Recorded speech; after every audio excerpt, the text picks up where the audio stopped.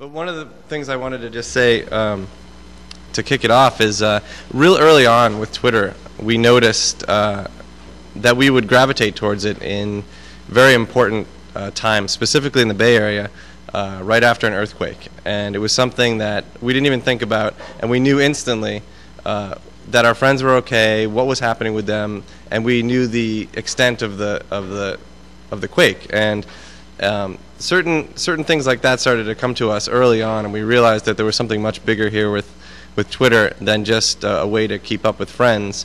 And that's when we started getting interested too in maybe ways that we could have an impact both locally and globally as a company. It's something we've been thinking about culture-wise. So it's awesome to have the mayor here today to go through some of this stuff, and I'll kick it over to Ev to show some examples. It's one of those internal mics that goes into that box to your right. All right. So we collected a few examples with Maggie's help about how different entities in San Francisco are using Twitter, and it's interesting perspective to see how the Twitter, or how San Francisco is getting Twitterfied, as I like to think of it. So I'll talk about more what I think that means in a little bit.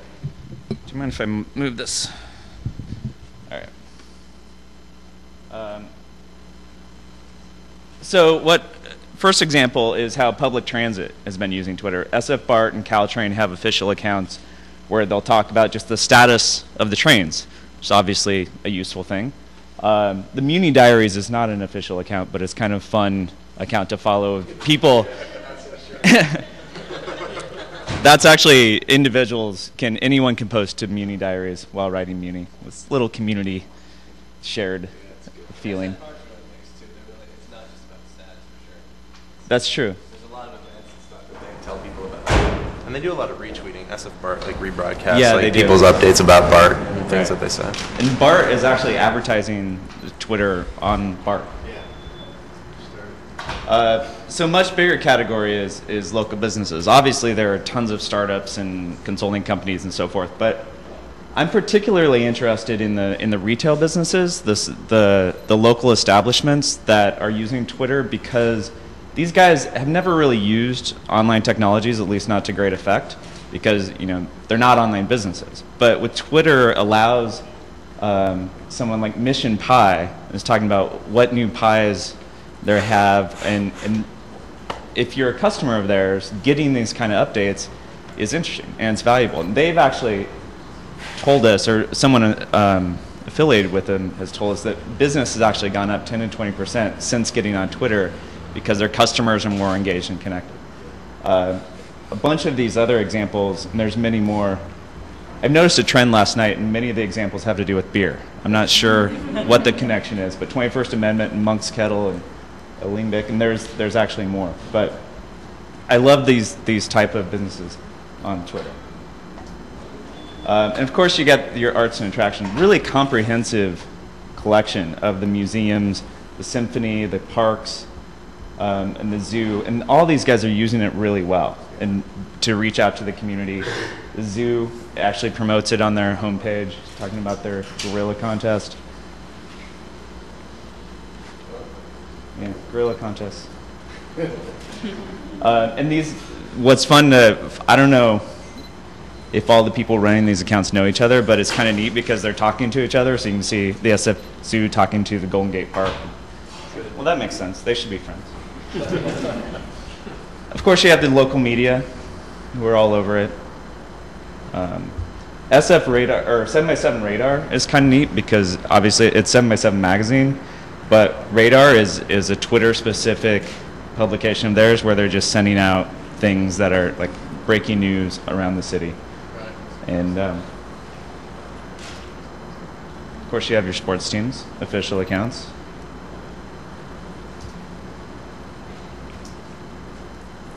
And there's many, many nonprofits. There's a handful of them. The food bank is pretty cool. They do a really good job. And the NCL Rights has been Twittering the hearings on Prop 9, Prop 8. And then there's some accounts that really take advantage of the real-time nature of Twitter. So SF Earthquakes As Biz was mentioning, you always hear from your friends faster than you hear from SF Earthquakes, but you can get the official count on things.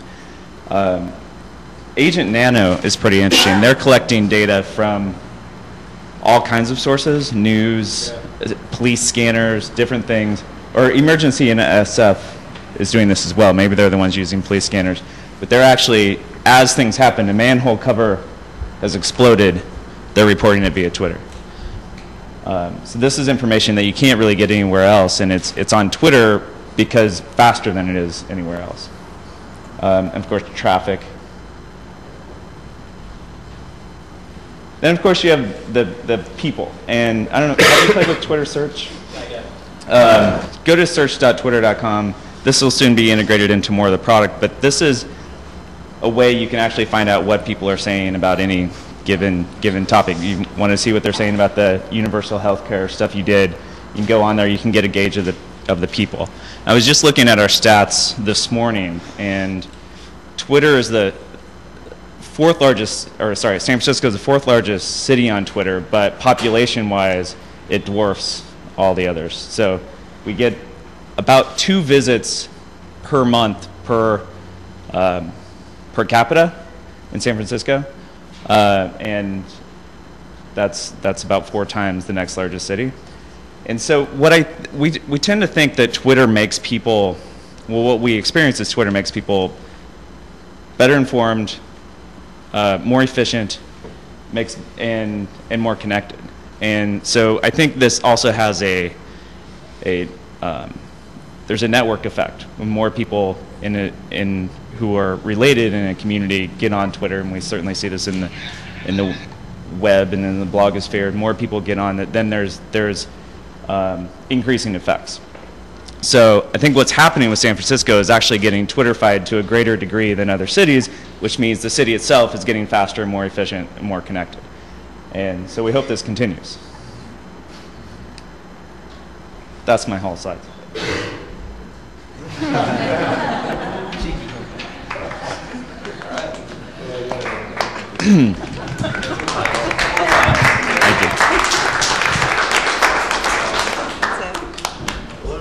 Thank you. Thanks, guys, for opening up the headquarters here, and thank you for not leaving our city as you grow. I know you've moved only a few blocks, but don't move a few miles down to the south. We are here to make sure that your growth continues in the city and county of San Francisco. I'm pleased we have a number of people here from our Department of Telecommunication and Information Services, DTIS, Chris Mean, who's certainly very interested in what you're doing here, and other members of my staff that took the time to come down. But I'm very thankful that you've opened up and given us this opportunity just to say hello and get to know some of the faces behind Twitter. I just started using, Evan was on my radio show about, how long ago was that? A month ago? Yeah, it couldn't have been, I think it was less than, yeah, it was about a month, but a few weeks back, a month or so ago, and I'd been hearing all these folks Twitter and this, Twitter that, and then I started seeing on CNN, they were doing that, you know, and coming on the Twitter, so-and-so says this, that, so what the heck is this thing? So we said, we got to call him, and I'd seen Biz a few months back at the 7x7 event at the Academy of Science, and we really wanted to come down here anyway, and I met with someone for the first time who was a big Twitter user. And I said, you know, I just had this great radio show, know these guys are in San Francisco, I love what they're doing. And he immediately grabbed my iPhone and put me on this thing. And I finally had an application, started doing, and then I went back to my office. Interesting story, I don't know if it's that interesting, but went back to my office, said, hey, I got a Twitter account set up, everyone panicked. They're like, don't touch that thing. You don't understand. You know, and immediately all the political folks going, you know, for, you know, I guess some obvious reasons that I guess most people in politics have their staff doing Twitter, and now I had it all set up myself on my iPhone. It wasn't on some computer, and they knew immediately that I was going to exercise my right and independence to use it. So we agreed to some conditions. I said, don't worry, I'll just do one a day. They said, you can't do more than that anyway. I said, one a day, and I'll just make it simple. And immediately, I think the third one I did, I misspelled some word, and they went, here we go. Yeah, everyone. So we got all these negative comments back saying, "You can't spell, you idiot. You know, I never liked you anyway. You know, why are you a friend of mine?" The whole thing. Anyway, so it started growing a little bit, and they got a little bit more comfortable. And the best part about it is no one believes it's actually me responding to these, and I am responding. You know, we're funny. Someone today is very desperate for help with her friend that had a bad experience at a state agency, and you know, we're actually helping. And even though it's not under my jurisdiction, it's those little things that people are just mesmerized. They can't believe it. I mean, from potholes that they can't believe are seriously being fixed because they're using Twitter, to folks in parts of the country that I never would communicate with, that see on TV, like or dislike. Again, it's a democracy here. Not everyone is supportive what they're hearing or what they're seeing, to really great ideas, including not just to name a gorilla at the zoo, but to name my baby, which is kind of fun. My wife's pregnant, so I've got 1,000 names or so that I'm able to go, not bad, that's good. And other ideas where I say, if I ever do this, you take credit to whatever the issues are. So it's turned out to really be a great tool. And now we have, you guys told me today, I didn't even realize, over 40,000 people that are they're somehow connected. I don't know, you know, there are only seems to be a good core of 100 or so that are active, because they're constantly going back and forth, and I'm doing those direct messages back to a lot of them to the extent that I can. But the most fun was last night, when I decided to let everybody know that I was coming down here, and I asked them to come up with a list of questions. And so I am very proud to have distilled the questions down to these two. This is called paper, and there was a pen that I used. And I know it's a little strange and awkward, but I decided, rather than just rolling through, because I got hundreds and hundreds of these things, just to start with a few common questions that people were asking. You ready? Sure. I'm going to give you the mic. And then I'm just, you know, simple little things. And you guys actually answered some of these today about how we can get more engaged as cities, municipalities. And by the way, interestingly, most of the questions came from New York, not San Francisco. And they were commenting, a lot of folks in New York said they love their 311 system. We have a 311 system in San Francisco. Basically means all the telephone numbers in the city, we basically have thrown them out. You just need two: 911 for emergencies, 311 for everything else. About 2,300 direct telephone lines into government for birth certificates, for death certificates, for dog licenses, for marriage license. Everything you need comes, you just call 311, 24 hours a day, 7 days a week, 365 days a year, and you get a human being to answer the phone. And so a lot of the questions were about how we can incorporate a version of Twitter that integrates in these local municipalities their 311 systems. I don't know what that means to you, but I just throw it out as an example of one of the questions. Another common one was, why not just 140? Can't I just do 150 or 160 characters? You all know that one. That's another theme I'll let you. The issue of privacy came up and security. Are the tweets secure? What about privacy? And are you tracking our thoughts, our patterns, our inclinations, our pie purchase habits? And are those, is that something that we should be concerned about? They love the fact you don't have ads. I'm not sure the VCs love the fact you don't have ads yet, but everyone seems to appreciate that you've avoided that temptation. But the social impact, this was another perennial, just connecting to the social good and making a difference and impact in terms of philanthropy and community and contribution. And so those are just a couple of the themes that I picked up. I'm curious what you guys, I'm sure none of these are necessarily new questions. No, I mean, I'll just jump in. I mean, the last one you asked is really interesting, the social good stuff. I mean, one of the things that we've learned with Twitter is that in watching people use it, we've realized it's not about the triumph of technology. It's about the triumph of humanity. It's whether it's people helping each other during disasters, or more recently, people in 200 cities around the world deciding to get together on one night to raise money for one charity, which is Charity Water. They build water projects for children in developing nations. And they raised $250,000 in one night, all organized over Twitter. So there's a definite, use case for Twitter that is, let's make the world a better place. The other thing I wanted to address, just the privacy thing. one feature that not everyone knows about that we have on Twitter is that you can protect your account. The truth is that 90% of people on Twitter have chosen to be public, so that their updates can be viewed and it can be part of search and people can look at them and look at the opinions. But we do have a feature that allows you to opt out of all that stuff, just protect the account, lock it down so that you approve the people who can read your updates. But it's certainly not as popular as the social open one.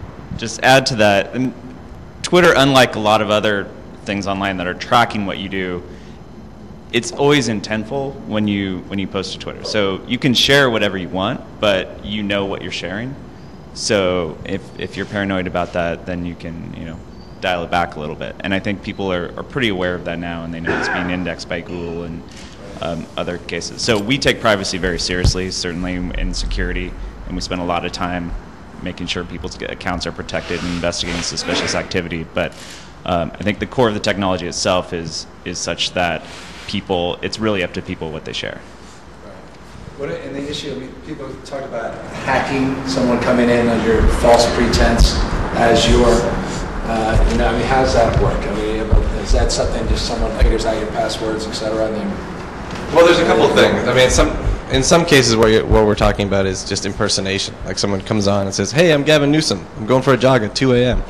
Right? And then you're like, wait a minute, that's not me. And so you call us and we say, oh yeah, you're right. And we have a very strict policy against impersonation, so we take care of those accounts right away. The other situation is more of an actual operational security question, which is something that we also take very seriously. Have a security team, have a safety team. Those are the types of things that you have to look at very carefully and just monitor and keep up with. Right. Got a lot of questions. In the economy and jobs, you guys are obviously growing, but there's this myth. People think maybe you have 5, 10, 20,000 employees, when in fact it's a relatively small number of people that are actually employed. Perhaps you can amplify on that. Yeah, I get that all the time everywhere I go. People ask how many people at Twitter is, and 30 people. I'm like, 30 people? I see you everywhere. You're blowing up. It must take 30 people to answer the phone. And it would if we answered the phone. But yeah, we plan to grow a lot. We plan to at least double this year, but we'll still be a tiny company compared to everything that's going on. And then another question that I got, a number of them, different languages. Someone, Farsi alphabet as an example. Of you guys, what's the latest in terms of? We plan to do so. Right now, the interface itself is in English and Japanese. Is all people Twitter in every different language there is, but we plan to roll out some more languages. Probably this year, we plan to look at internationalization a lot more seriously. Continue to grow. You mentioned Twitter and emergencies. That's a great point. In fact, remember down with Katrina, the telephone lines were down, but people were still able to text message and to communicate. And so it's an interesting point in terms of communicating during those times of crisis. Yeah, we actually got a Sprint representative contacting us after one of these emergencies. I forget which one it was. I think it was an earthquake in L.A. And actually telling us we wish we'd had Twitter during Katrina because they were using it to get word out about when service was going to come back for voice networks. But yeah, one of the things that's, recently, it was last summer, there was an earthquake in Southern California, and it struck at 11:42 a.m. Also at 11:42 a.m. were the first Twitter updates coming in. 9 minutes later, and the AP put out a wire, and I got interested in this because it was 9 minutes, and I counted their wire. The words in their wire were 57 words, and I asked Jason Goldman to look up in our database how many tweets we got in those 9 minutes, and it was 3,600 tweets with the word quake in them. So just rough calculation, we did 50,000 words of personal experience about what the cat was doing, what book was falling off what shelf. There was one woman who was actually at her OBGYN and twittering about the earthquake. All this stuff was happening. And then what we would have seen next, which is what we've seen happen in China during earthquakes and more recently in a fuel shortage in Atlanta, is what I referenced before, which is people using the tool to find one another, help one another, and see where they can have some impact. And that's what that real-time aspect of Twitter allows you to do, especially with search. It allows you to say what's happening right now in this area. This person needs help, and then you can start focusing on them. Interesting. we had a lot of interesting, more specific, I won't bore you with some of the specific things, but ideas, interesting ideas. People say, well, can't we do a big, large screen outside in Civic Center or down at Pier 39 to see what everyone's thinking in real time? That was one of the specific recommendations. Not a bad idea. Take this one. Yeah, no, I'll take this one. Is this an old one? But the issue of public opinion polls, and not just politically, but opinion polls on anything. Have you guys taken any consideration how to do some snapshot based upon the number of users Well, in a nanosecond? Yeah, I mean, one thing we do right now is we collect what we call trends, and this is updated every minute. Everything that's coming through the system, we analyze it for a certain frequency of certain words. And so every day, if you go to search.twitter.com, like Ev mentioned, you'll see certain words are emerging as more important than other words. Like, so last Thanksgiving, you saw Turkey, you saw Thanksgiving, and then you saw Mumbai. And you said, what's going on with Mumbai? And you click on that link, and then it shows you all the craziness that's happening there, and you follow it. So, and I definitely think that there's a lot more work that we could do with trends in a way that could just sort of look at the system and then let those issues emerge. I guess I was recently quoted in Spiegel in Germany talking about the idea of local trends, which I guess we hadn't talked about before. But I'm really excited about the idea of, so if you have lots of people talking about what they're doing and what's happening around them, you can use that as a pulse to see what's happening and slice and dice that in many ways. And the trends is one way we do that, but that's globally. Right. And I'm really excited about the fact, as we get more critical mass in a particular area, in San Francisco we're getting close to look at the trends within an area. So you could actually know at any given time what's on people's minds around you, and maybe even down to the neighborhood area. So it could be, Brian was telling me about how there was a fire near your apartment in the middle of the night, and you looked up on Twitter and you connected with neighbors who had different views of the fire and were posting pictures of it. And that was an awesome example. You can find out probably pretty soon we can start revealing that information, even if you didn't see the fire, that there's a fire 3 blocks away. And because we have that information, because we have people on the ground who are talking about it. What do you make of all these politicians now? I mean, is that, because it's interesting. I've been just reading some of the chats back where some folks just don't like it. Once the politicians figure it out, it's ruined. And all those, they're sort of old school. That means it's not so hip anymore. But Congress, you remember all the knocks during President Obama's joint session in Congress, and everyone's sitting there, the congressional leaders, got a lot of critique for that, and it got a lot of attention. But how do you reflect on that? What's your feelings about all that? Yeah, I mean, and be careful, I'm in politics, so be no, careful. I think one thing that Twitter's taught us is that the pace of democracy and business and other things is now operating at real time because of tools like Twitter. And if you don't actually have the tools to support making smart decisions in that new pace, then you fall behind. And so I think it's really important that these folks are getting on Twitter. I mean, for one thing, it's a more direct connection with us, who they're representing. I would rather see them making mistakes, saying stupid stuff, making misspelled Twitters, than not saying anything. I mean, one of the things that was really... To say things only through press releases. Oh yeah, even worse. I mean, one of the things that was great about that is, after that session was over, the doors opened. Traditionally, you'd then have people, reporters coming up asking for comment, but by the time the doors opened, the stories were already written because they were in there twittering. So it was amazing. It was happening in real time. What do you guys, and people were apparently tweeting that they can't hear me say certain questions. They don't mind not hearing me. They actually care about you, but they want to know what you're answering. What do you guys expect to be in 5-10 years? I mean, this is exploded in pretty short order. It feels, I don't want to use the old tipping point phrase, but it feels like you've started to hit that tipping point here, and this thing's really taking off in real time. In the last 6 months or so, it's extraordinary to me, the consciousness of people around Twitter. How do you anticipate being able to continue to evolve and grow and meet that extraordinary explosive demand internationally, not just in the U.S.? Well, the last couple months we've seen a new trajectory in terms of growth and attention, and that's been really exciting for us. But we definitely feel like we're still getting started in so many ways. And we're a tiny company. We have to build a business yet.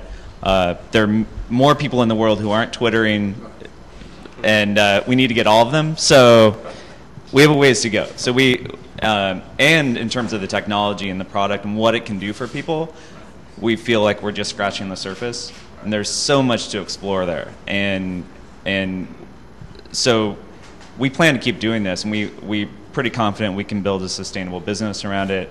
And so when we look out, it's hard to imagine 5 and 10 years when as the company itself is less than 2 years old, but we know we have a very, very long list of things to do, and we have many more people in the world to get on Twitter. So we plan to be heads down and working on that for the foreseeable future. How many folks started here a couple years ago? Most just came up. There's probably eight people. Who we started. You all from San Francisco? Most of you? Where do you live? We imported some. Yeah, we imported. Well, I live in San Francisco now. But we have people from D.C., Texas, That all moved out here. Kentucky. We're wondering what from Brazil. Yeah. Where? Really? Brazil. Someone from Brazil. I'm getting a lot of tweets from Brazil, so something's going on. I'm serious. Ask me what my thoughts are about it. It's what I haven't responded to yet.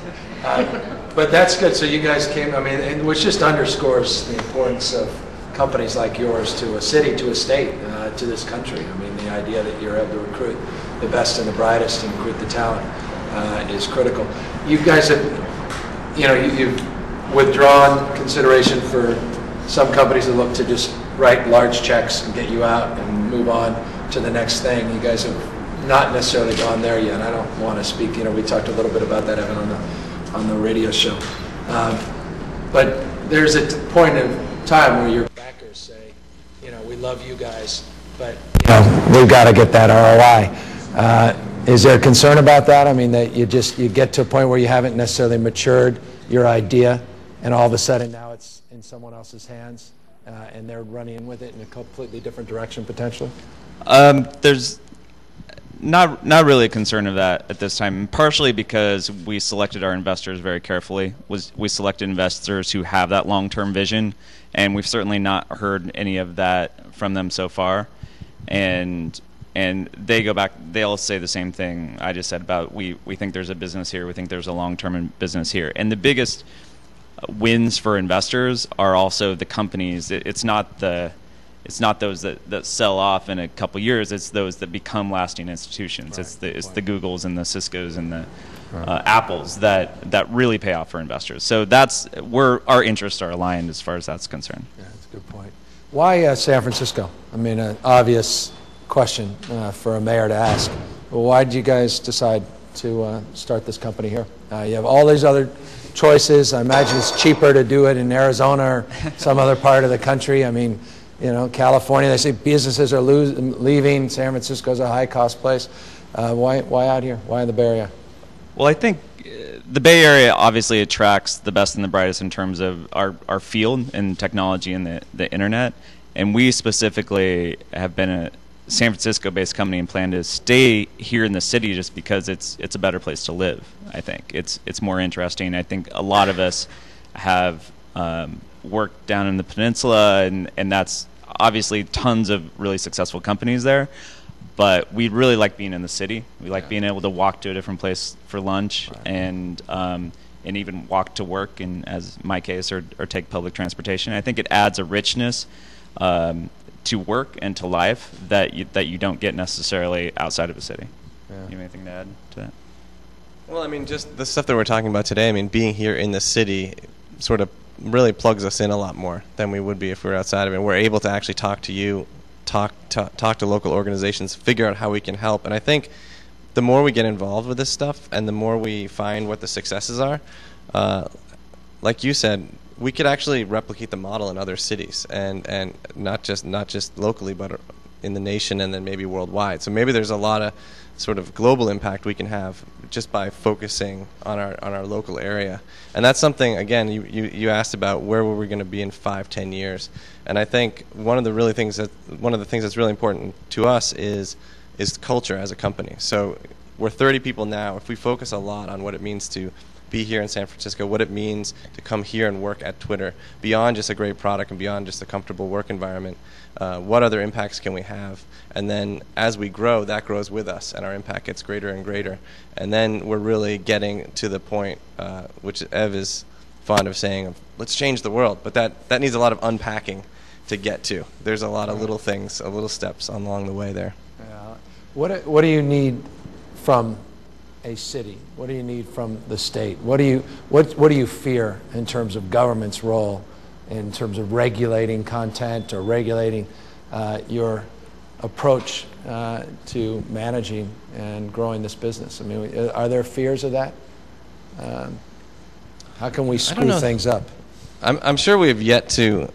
I feel like we'll run into a lot of that stuff as we grow much bigger than 30. Yeah. You know, we're in a loft in Soma right now, and we're not really having too much trouble. But we may come to you one day. I appreciate it.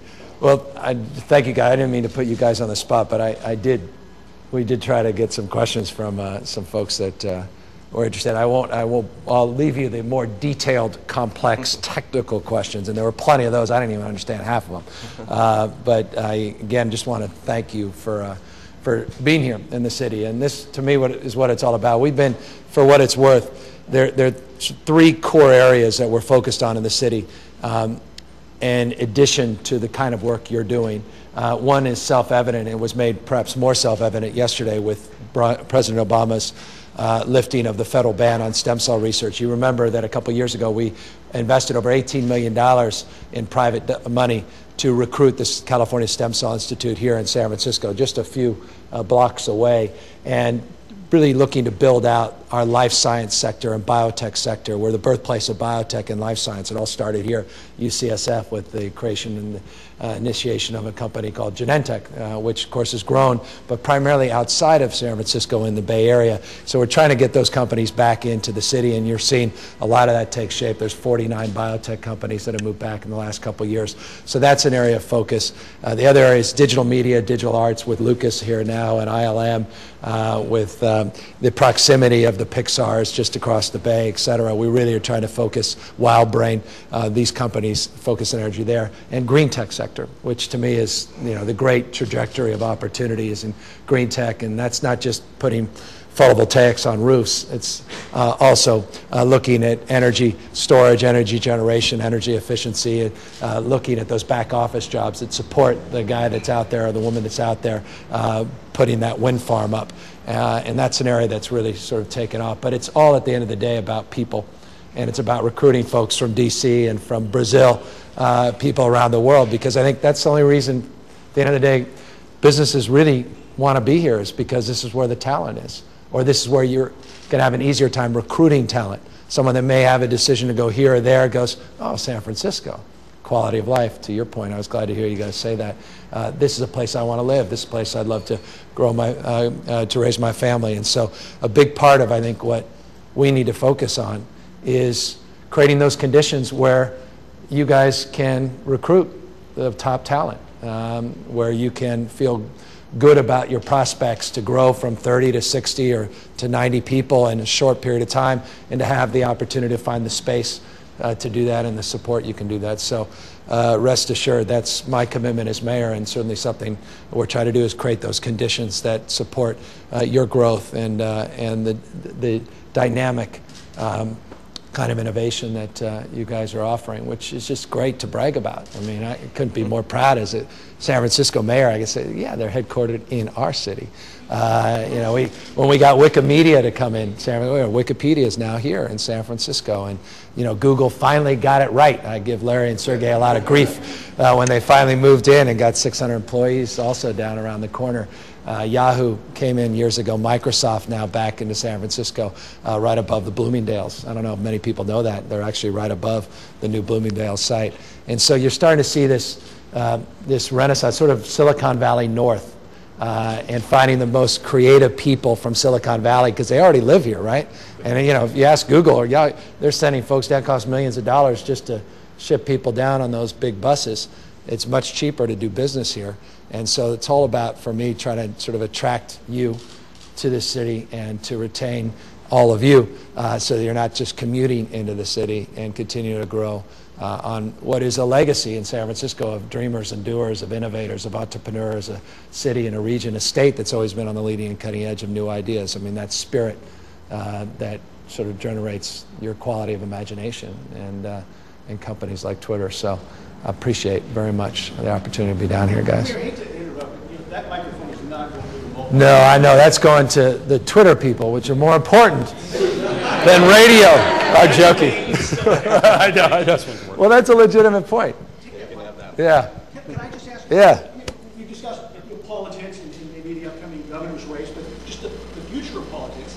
And then there's been a couple of references to the next big earthquake. What about Twitter?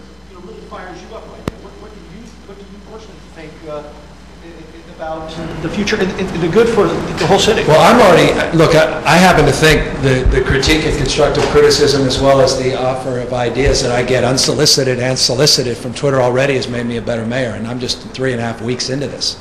I've barely started, and I'm scratching the surface. I'm learning different applications from the second I saw that search engine here. I had no idea you guys had that, and you can just go to Prop 8 and you can aggregate all of that, or aggregate whatever it is, the other topics, or what people are thinking, what people are saying, what people are doing. And remember, that's the prompt. What are you doing? And you feel like a voyeur, I confess, at times, when you're just reading randomly what people are thinking, but you find nuggets in that, what people are watching, what people picked up on a speech, what people thought within a nanosecond of someone entering into a room, and how they're reacting politically, again, to use the political frame, to whether or not they're smiling, whether or not they're shaking someone's hand, or they skip someone's hand. I remember watching the Academy Award tweets were amazing. I mean, in fact, I wasn't watching the Academy Awards, but I was getting updated. I kept updating every second to see who won.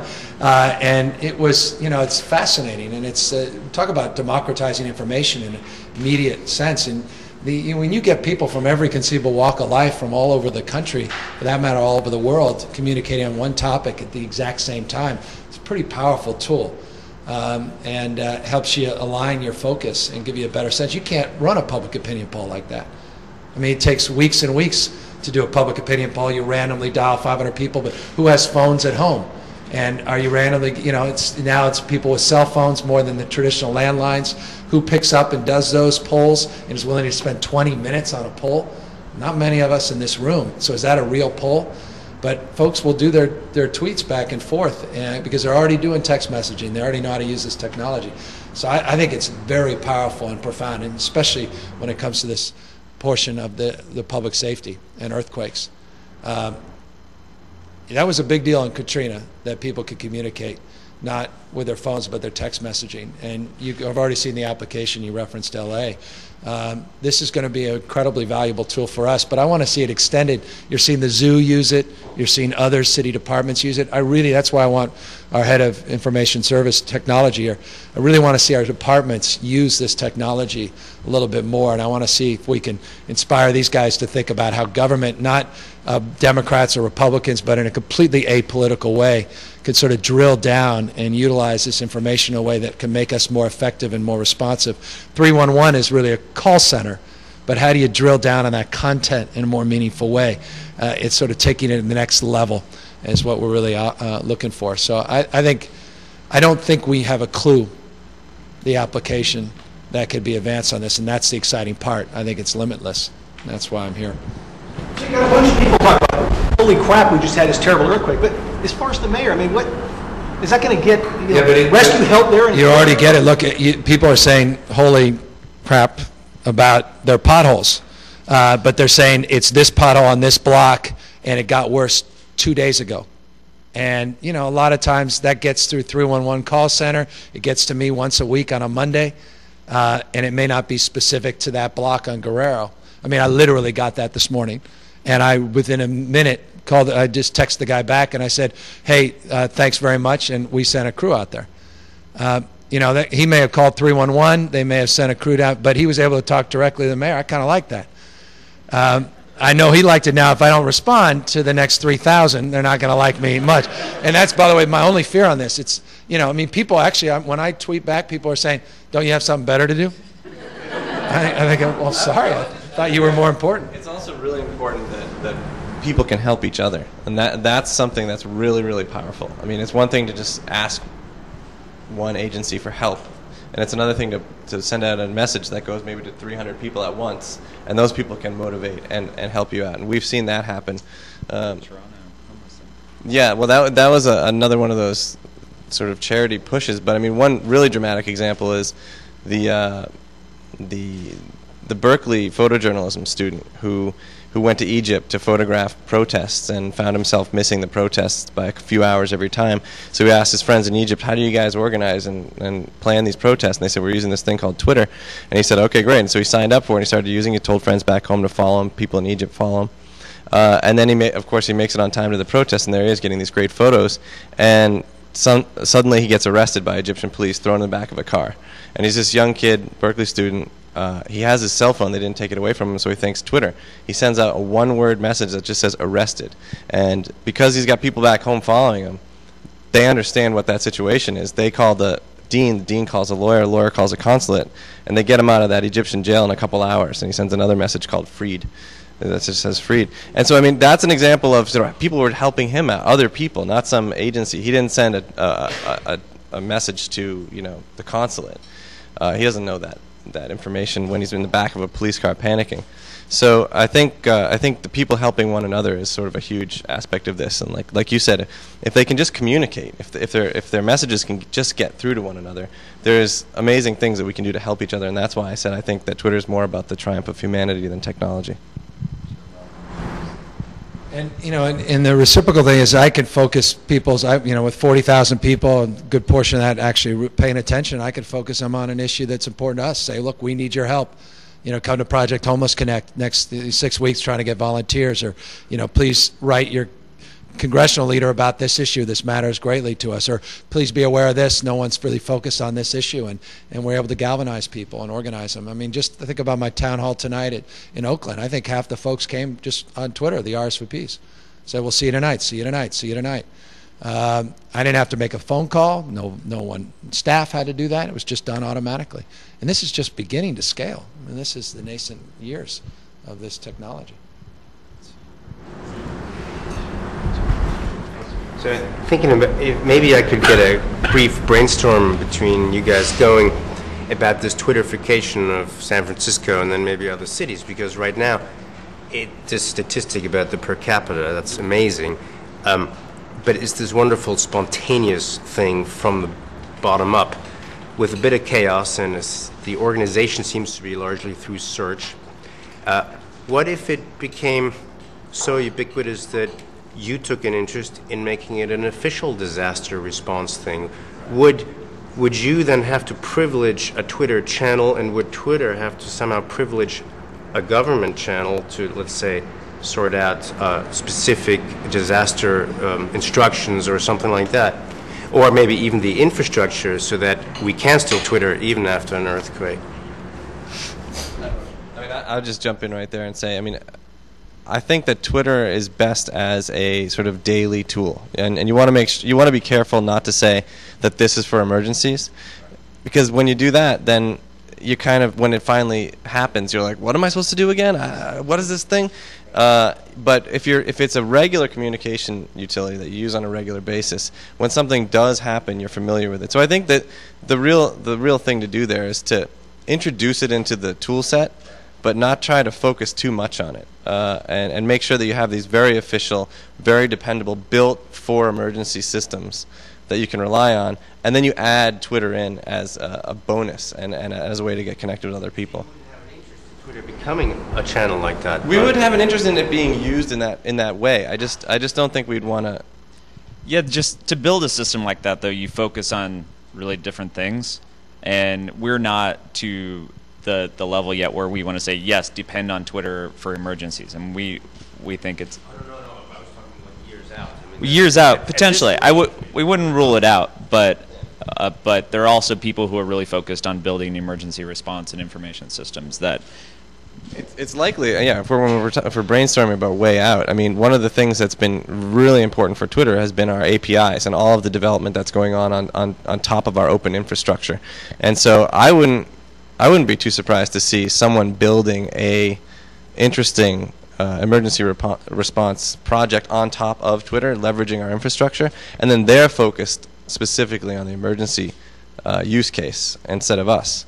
That may be actually a worthwhile project. I agree with what they say. It's interesting. We have a text alert system right now. You opt in. It's one direction. It's not a two-direction system. It's been incredibly popular. Now with this application, I mean, you can imagine this is a much more useful tool. It's funny that the guy just referenced on the pothole just tweeted us back just a second ago. Again, just to the point here, you know, with another one. So, you know, it just never ends, which is the limitlessness of this technology and the ominous nature of it. Yeah, that's good. We'll talk later. 311 and also like finding out where fires were using Twitter. Are there concrete plans to use this application for 311 or 911? No, I mean, we have no concrete plans, but I mean, just exploring how we can utilize, and I mean, to the previous question, how we can organize and collaborate without being prescriptive, because I agree with you. You don't want to be known as any. I mean, that's the beauty of this. It's people making the decisions themselves about what the best use and value is. But I'd love to see again how the city can take advantage of what's going on out there already and sort of direct interests that already exist in a much more substantive way and towards more concrete solutions for whatever the issue may be, an emergency or just getting information or getting things done and knowing there's more accountability in government and governance. But again, the social networking side and the philanthropical side of this is, to me, profoundly even more important, because I think that's where the depth of this can come in terms of the humanity side of it, which is very powerful.